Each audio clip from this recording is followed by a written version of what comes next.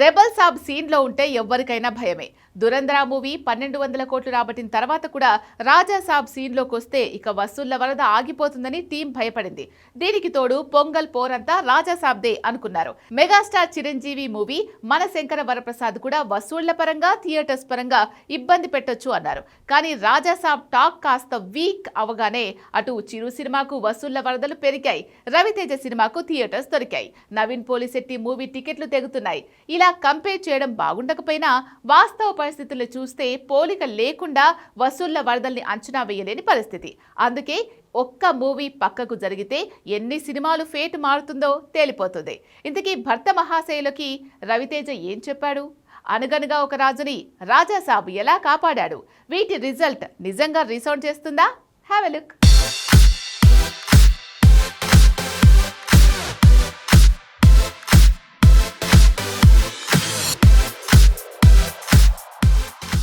రాజాసాబ్ ఒకటే పాన్ ఇండియాని షేక్ చేస్తుంది అనుకున్నారు. దురంధర్ 1200 కోట్ల వసూలు దగ్గర బ్రేక్ పడుతుందనే హిందీ ఫిలిం టీం కంగారు పడింది. కానీ మారుతి మేకింగ్లో లోపాలు, కథా లోపాల వల్ల ది రాజాసాబ్ సందడి సండే వరకు సాగింది.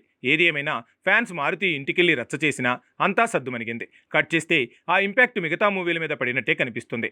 ఒకటి megastar Chiranjeevi movie Manashankara Varaprasad average stock తెచ్చుకున్న వసూళ్ల వరద పెరగడానికి పోటీ ఇచ్చే మూవీ లేకపోవటమే కారణం. రాజాసాబ్ సైలెంట్ అవ్వడంతో ఇటు మెగా ఫ్యాన్స్ కి మెగా పండుగ వచ్చింది. టికెట్లు చీలే పరిస్థితి లేకుండా పోయింది. కట్ చేస్తే ఇప్పుడు సీన్లోకి భర్త మహాశయులకు అంటూ రవితేజతో కలిసి కిషోర్ తినుమల చేసిన ప్రయోగం వచ్చేసింది. ఇది కూడా యావరేజ్ స్టాక్ తోనే సరిపెట్టుకుంది. కానీ భారీగా థియేటర్లు, అంతకంటే భారీగా వసూళ్ల వరదలు కనిపిస్తున్నాయి. నిజానికి రాజాసాబ్ టాక్ వీక్ అయి థియేటర్లు బ్లాక్ కాకుండా పరిస్థితులు మిగతా హీరోలకు కలిసొచ్చాయి. లేదంటే పాన్ ఇండియా కింగ్ కింద ఈ పొంగలర్ సినిమాలన్నీ నలిగిపోయాయనే అభిప్రాయం కనిపిస్తోంది.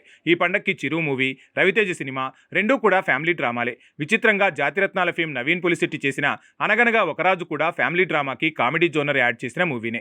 విచిత్రం ఏంటంటే చిరు, రవితేజ, నవీన్ పోలిశెట్టి చేసిన 3 సినిమాల్లో కథ జస్ట్ యావరేజ్, మేకింగ్ కూడా ఓ మాదిరినే. కాకపోతే కామన్ లైన్ కామెడీ, అంతకంటే కామన్ ఫ్యామిలీ డ్రామా. కాబట్టే ఫ్యామిలీ ఆడియన్స్కి పొంగల్కి 3 ఆప్షన్స్ ఉన్నట్టయింది.